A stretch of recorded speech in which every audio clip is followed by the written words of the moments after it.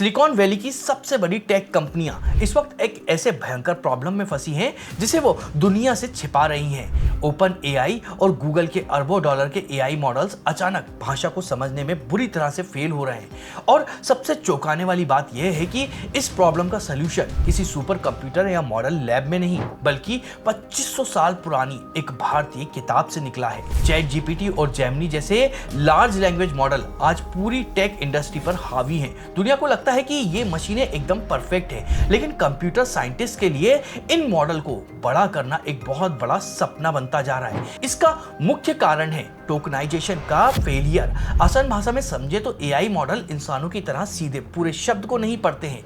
ये input text को छोटे छोटे टुकड़ों में तोड़ देते हैं जिसे हम टोकन कहते हैं। इस काम के लिए बाइट्स पेयर एन्कोडिंग नाम के एक स्टैटिस्टिकल एल्गोरिदम का यूज किया जाता है। इंग्लिश जैसी भाषा के लिए तो ये एकदम सही काम करते हैं, लेकिन असली प्रॉब्लम तब शुरू होती है जब ये एआई संस्कृत, हिंदी या किसी भी ऐसी भाषा से टकराते हैं जहां शब्दों का रूप बदलता रहता है। यहाँ ये मॉडल पूरी तरह से क्रैश हो जाते हैं। जब इस एआई के सामने कोई लंबा दार्शनिक शब्द आता है तो वो उसके असली अर्थ को नहीं समझ पाता है। वो उस शब्द को बिना किसी लॉजिक के अजीब और छोटे छोटे टुकड़ों में तोड़ देता है। इसे मशीन का चुपचाप फेल होना कहते हैं। यहीं से पैदा होता है एआई का सबसे बड़ा सिरदर्द, जिसे एक्सप्लोजन ऑफ सीक्वेंस लेंथ कहा जाता है। इसका सीधा मतलब है कि सिस्टम में अनचाहे और फालतू टोकन्स की बाढ़ आ जाना। इसे याद रखिएगा क्योंकि यही वो प्रॉब्लम है जो आगे चलकर सर्वर के प्रोसेसर को पिघलाने वाली है। और इसका सलूशन हमें एक और प्राचीन विज्ञान में मिलेगा जो आगे एकदम क्लियर हो जाएगा। जब फालतू टोकन बढ़ते हैं तो एआई मॉडल की मेमोरी तुरंत भर जाती है। उसका अनुमान लगाने का टाइम बहुत धीमा हो जाता है और सर्वर की कॉस्ट आसमान छूने लगती है। अरबों डॉलर खर्च करने के बाद भी दुनिया के सबसे स्मार्ट इंजीनियर्स इस टोकन क्राइसिस को सॉल्व नहीं कर पा रहे हैं। लेकिन क्या हो अगर मैं आपसे कहूं कि इन अरबों डॉलर की प्रॉब्लम का एक सटीक मैथमेटिकल और एरर फ्री सॉल्यूशन आज से लगभग 2500 साल पहले ही खोज लिया गया था। यह कोड छिपा था महर्षि पाणिनि के अष्टाध्याय में। 500 ईसा पूर्व के आसपास लिखी गई यह किताब केवल एक व्याकरण ग्रंथ नहीं है। आज के कंप्यूटर साइंटिस्ट इसे दुनिया का पहला जनरेटिव एल्गोरिदम मानते हैं। पाणिनि का मकसद केवल भाषा के बारे में बताना नहीं था, वो एक ऐसी लैंग्वेज मशीन बनाना चाहते थे जो मूल धातु और प्रत्ययों का यूज करके एक फिक्स इनपुट से हमेशा एरर फ्री आउटपुट दे सके। ये बिल्कुल आज के जावा या फिर पाइथन जैसी प्रोग्रामिंग लैंग्वेज की तरह काम करती थी। लेकिन पिछले 2500 वर्ष से इस प्राचीन मशीन को कंप्यूटर में चलाने में एक बहुत बड़ी तकनीकी बाधा आ रही थी। आप इसे सॉफ्टवेयर की दुनिया का एक बग कह सकते हैं। जब शब्द निर्माण की प्रोसेस होती है तो अक्सर दो नियम एक साथ में टकरा जाते हैं। सदियों तक विद्वान मानते रहे कि ऐसी स्थिति में बाद वाला नियम जीतेगा, पर इस गलत व्याख्यान ने पाणिनि की मशीन को पूरी तरह से क्रैश कर दिया है। दिसंबर 2022 में कैम्ब्रिज यूनिवर्सिटी के एक रिसर्चर डॉक्टर ऋषि राज पोपट ने इस 2500 साल पुरानी पहेली को हमेशा के लिए सुलझा दिया। उन्होंने साबित किया कि पाणिनि का नियम लीनियर नहीं बल्कि एक 3 डायमेंशनल स्थानिक एल्गोरिदम है। आसान शब्दों में कहे तो उन्होंने डिकोड किया कि जब नियमों में टकराव हो तो हमेशा राइट साइड वाला नियम ही जीतेगा। जैसे ही इस राइट साइड विंस एल्गोरिदम को कंप्यूटर में फीड किया गया, नतीजे किसी चमत्कार जैसे थे। इस मशीन ने बिना किसी अपवाद के बिल्कुल सटीक शब्दों का निर्माण किया। अब वापस आते हैं हमारी एआई टोकन क्राइसिस वाली प्रॉब्लम पर। इस डिकोडिंग के बाद में ओपन सोर्स एआई कम्युनिटी ने मॉडर्न मॉडल्स को हटाकर पाणिनि टोकनाइजर बना लिया है। ये नया टोकनाइजर शब्दों को रैंडम अक्षरों में नहीं तोड़ता है बल्कि पाणिनि लॉजिक से उनके असली मीनिंग को निकालता है। जहां मॉडर्न एआई ने एक जटिल शब्द को 25 फालतू टोकन में तोड़ा दिया था, वही पाणिनि टोकनाइजर ने इसे केवल 6 अर्थपूर्ण इकाइयों में प्रोसेस कर लिया है। सीधे शब्दों में कहे तो इस प्राचीन व्याकरण ने एआई को 3 से 4 गुना ज्यादा डेटा कंप्रेस कर दिया है। मॉडल की जो मेमोरी होती है वो भी बच गई है, प्रोसेसिंग स्पीड भी कई गुना बढ़ गई इससे। अब यहाँ एक बहुत ही दिलचस्प सवाल उठता है, क्या भारत को वेस्टर्न एआई कंपनियों पर निर्भर रहने के बजाय अपनी इन प्राचीन प्रणालियों पर आधारित खुद का सर्विलेंस एआई मॉडल बनाना चाहिए या फिर नहीं बनाना चाहिए? आप इस बारे में क्या सोचते हैं? आप हमें कमेंट में जरूर बताइएगा। आपका जवाब इस चर्चा को एक नई दिशा दे सकता है।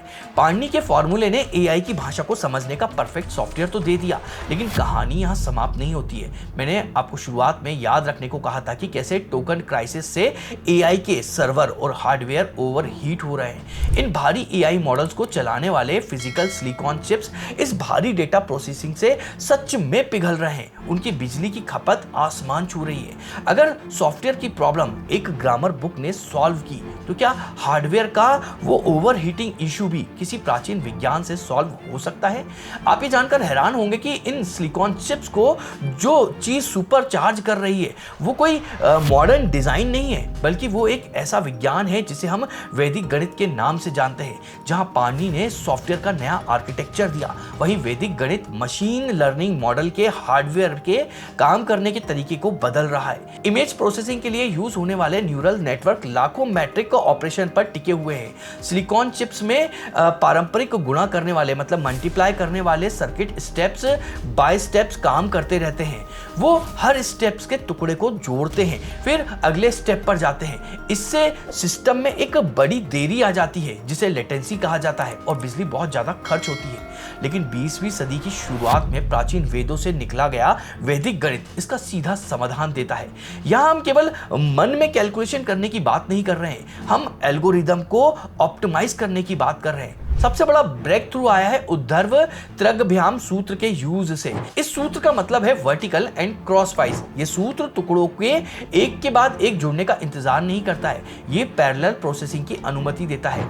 आसान भाषा में समझें तो ये एक ही समय में कई कैलकुलेशन एक साथ कर लेता है। इसे याद रखिएगा क्योंकि यही वो पैरेलल प्रोसेसिंग है जो एआई की स्पीड को भविष्य में पूरी तरह से बदलने वाली है। जब इस प्राचीन फॉर्मूले का यूज डिजिटल सर्किट डिजाइन करने के लिए किया गया तो स्पीड कई गुना बढ़ गई, प्रोसेस का भार कम हो गया और सिस्टम में होने वाली देरी भी भारी गिरावट आ गई है। उसमें भी रिसर्च में पाया गया है कि वैदिक ऑप्टिमाइजेशन के बाद में एआई की एक्यूरेसी लगभग 10% तक बढ़ गई है। अब तक हम दो अलग अलग चीजों की बात कर रहे थे, एक तरफ पाणिनि का व्याकरण और दूसरी तरफ वैदिक गणित का सिलिकॉन सर्किट ऑप्टिमाइजेशन।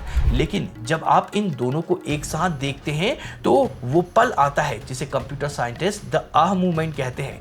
आज का मॉडर्न एआई पूरी तरह से सांख्यिकी मतलब स्टैटिस्टिकल और प्रॉब्लमेटिक प्रणाली पर टिका हुआ है। ये मशीनें कुछ नहीं समझती हैं, वो केवल पैटर्न और प्रोबेबिलिटी के आधार पर अगले शब्द का अनुमान लगाती हैं। इसी वजह से एआई बिना किसी लॉजिक के पूरे आत्मविश्वास के साथ गलत और भ्रामक जानकारी दे देता है। ये एक ब्लैक बॉक्स की तरह है जहां किसी को भी नहीं पता है कि मशीन ने वो फैसला क्यों लिया। पर अगर हम पाणिनि की अष्टाध्यायी को देखें तो वो बिल्कुल पारदर्शी और पूरी तरह से लॉजिकल है और यहीं पर जन्म होता है भविष्य की तकनीक का, जिसे न्यूरो सिंबॉलिक एआई कहा जाता है। ये नया तरीका न्यूरल नेटवर्क की पैटर्न को पहचानने की ताकत को पाणिनि व्याकरण के सख्त नियमों के साथ में जोड़ देता है। अगर एक भाषा मॉडल पाणिनि के सिद्धांतों के माध्यम से प्रोसेस करता है तो वो एआई कभी भी गलत शब्दों को क्रिएट नहीं कर सकता है। वो मॉडल व्याकरण के कठोर नियमों से बंधा होगा और अनुमान की जगह पूरी तरह से अर्थ पर केंद्र होगा। और अब इन न्यूरो सिंबॉलिक एआई को चलाने के लिए जो भारी भरकम हार्डवेयर चाहिए उसका हल हमें वैदिक गणित दे रहा है। अष्टाध्यायी से बेहतरीन डेटा कंप्रेशन मिल रहा है और वैदिक मल्टीप्लायर से चिप्स पर लोड कम हो रहा है। इसका सीधा मतलब है कि कम ऊर्जा की खपत में दुनिया के सबसे शक्तिशाली और सटीक एआई मॉडल का निर्माण। सब कुछ एकदम परफेक्ट लग रहा है। ऐसा लगता है कि पाणिनि और वैदिक गणित ने एआई की हर प्रॉब्लम सॉल्व कर दी है। लेकिन इस भारतीय ज्ञान प्रणाली के साथ में एक बहुत बड़ा अनसॉल्व वेरिएबल भी जुड़ा हुआ है जिसके बिना ये पूरी कहानी अधूरी है। पाणिनि ग्रामर एआई को डेटा प्रोसेस करने में 100% एक्यूरेट बना सकता है। वो ग्रामर की कोई मिस्टेक नहीं करेगा, लेकिन क्या ये तकनीक मशीनों को असली मीनिंग और चेतना दे सकती है? इसका जवाब है नहीं। एक मशीन केवल नियमों को सिमुलेट करती है, वो शब्दों को परफेक्ट लॉजिक के साथ में जोड़ सकती है, लेकिन वो उस शब्द के पीछे के इमोशन को कभी भी महसूस नहीं कर सकती है। पाणिनि का तर्क मशीनों को बुद्धिमान तो बना रहा है, लेकिन अलाइव या जीवित नहीं बना रहा है। और शायद साइंस की असली लिमिटेशन यहीं पर आकर रुक जाती है। इस पूरी जर्नी से एक बात स्पष्ट हो जाती है, कंप्यूटेशन की असली नींव माइक्रोचिप के आविष्कार से हजारों साल पहले ही रखी जा चुकी थी। आज के एडवांस न्यूरल नेटवर्क असल में 2500 वर्ष पुराने मैथमेटिकल कोड्स का ही डिजिटल रूप है। भविष्य का सबसे एडवांस एआई वो नहीं होगा जो इंसान की तरह सोचेगा, बल्कि वो होगा जो प्राचीन गणित की तरह कभी भी मिस्टेक नहीं करेगा। मिलेगा। अगर आपको यह वीडियो पसंद आया हो तो इसको लाइक करिएगा, अपने साथियों के साथ में शेयर करिएगा, और अभी कमेंट को स्वैप करके हाइप नाम का नया ऑप्शन आया है तो इस वीडियो को हाइप जरूर करिएगा। और हम इसी तरह से हिंदू धर्म से जुड़े हुए रोचक विषय पर वीडियो बनाते रहते हैं। अगर आप उनको लगातार देखना चाहते हैं तो उसके लिए आप हमारे चैनल को सब्सक्राइब जरूर करिएगा। तो चलिए मिलते हैं अगले किसी और रोचक विषय के वीडियो में।